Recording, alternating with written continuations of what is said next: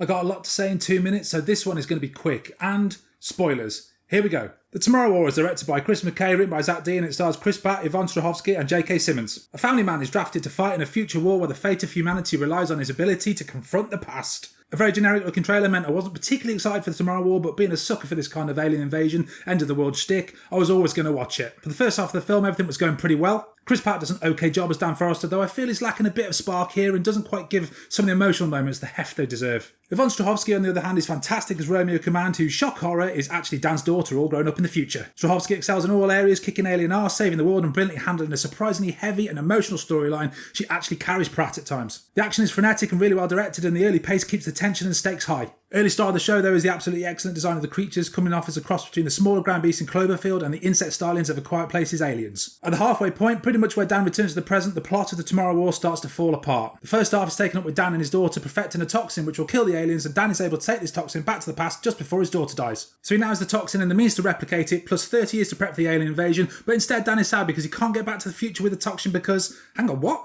Dude, use a toxin to make toxin bombs and grenades and guns, and when the aliens come, it's all over and everyone is saved. Why do you think your daughter wanted you to take the toxin back to the past, you fucking idiot? So instead, a tangent plot universe opens up where they forget about the toxin and need some info on volcanoes, and of course Dan happens to know someone who's an expert on volcanoes because that came up earlier in the film. Now they know where the aliens are, they obviously assemble a massive team with a shit ton of weapons to kill the aliens, especially knowing that they still have 30 years of prep time. Of course they don't, instead they ask a US government official to fly them to Russia, who says no because it'll cost them too much or something, which is odd considering they've probably just spent billions of dollars sending people into the future. And of course Dan happens to know someone who has a plane because that came up earlier in the film. So off they go in a tiny, minimally armed group to kill the alien ship from the thing. Oh, and they did remember the toxin, have made massive needles which will take with them, knowing how easy it's been to tame the aliens up to this point, so they'll just be able to walk up to them and inject them. Great plan. Half the gang dies apart from the funny one, Chris and his dad, and I hope as they lie in the snow at the end, one of them realise that they really ought to have taken more time and planning to prep for this mission and that their haste has just got people killed. But massive plot holes aside, this is still a fun popcorn blockbuster that I enjoyed. My score for the Tomorrow War, 6 out of 10. Thanks for watching. Game over, man.